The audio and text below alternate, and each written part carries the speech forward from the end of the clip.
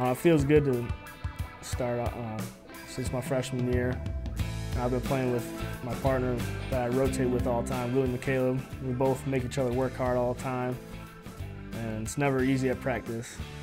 The main reason me and Willie I actually got in the rotations because I just worked hard. I'm not the best athlete, but I guess my effort is what really got me on the field. Whenever we did like special teams or anything, I try to stand out by doing like sprinting to the ball every time. I know that like stands out to the coaches. You can see it on film too. See, one thing that was a big change for me was I had to start speaking up. I'm usually a quiet guy, and when Coach told me I was nominated to be a captain, I came home and thought about it, like, man, now I actually got to step up and talk to everyone and see what's going on. But as the first few weeks came by, I was a little nervous.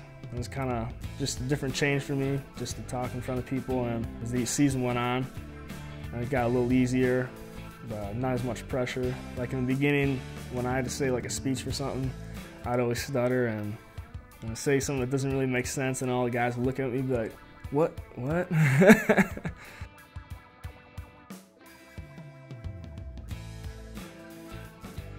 Probably all like the little things like watching film. When I came in, when I watched film, I just watched my position only, and that was it. I didn't listen to anything else. And as it's like going on throughout the years, I listen to Coach Knowles because he's the guy that I would be in film with all the time, and he would show me like what the linebacker has to look for too. So once you know what everyone else is doing, it makes things a lot easier. You understand why you're doing it.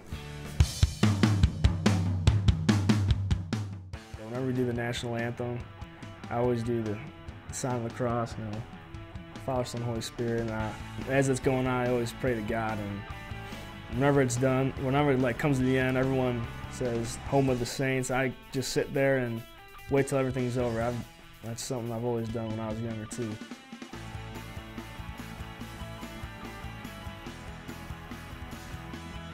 Actually, there's a lot of moments I'll never forget at USF.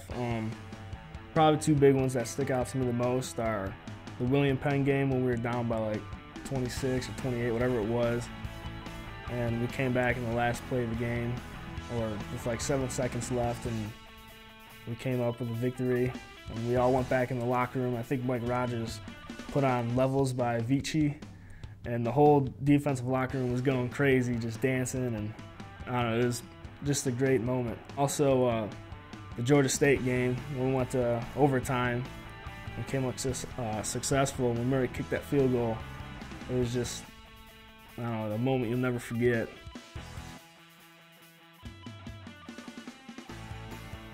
Our philosophy about Pound the Rock is, just keep going, keep hitting it, and eventually, about the 100th time you keep hitting it, it's going to crack. And it wasn't the 100th time that you hit where it cracked, it was all the other times before. So, it's not just one blow that it takes, it's 100 blows.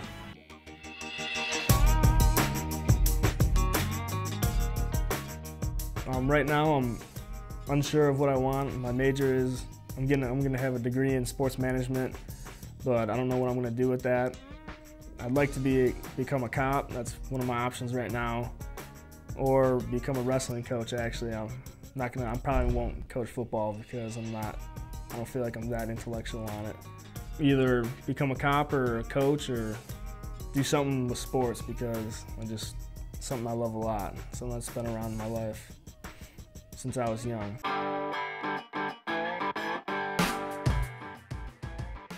I say now that I don't want to probably be a coach or anything, but once a couple years roll by, I'll probably miss it a lot. And I know everyone says after the last year they miss it a lot, so it'll probably hit me too, and I'll probably want to come back and be a part of everything.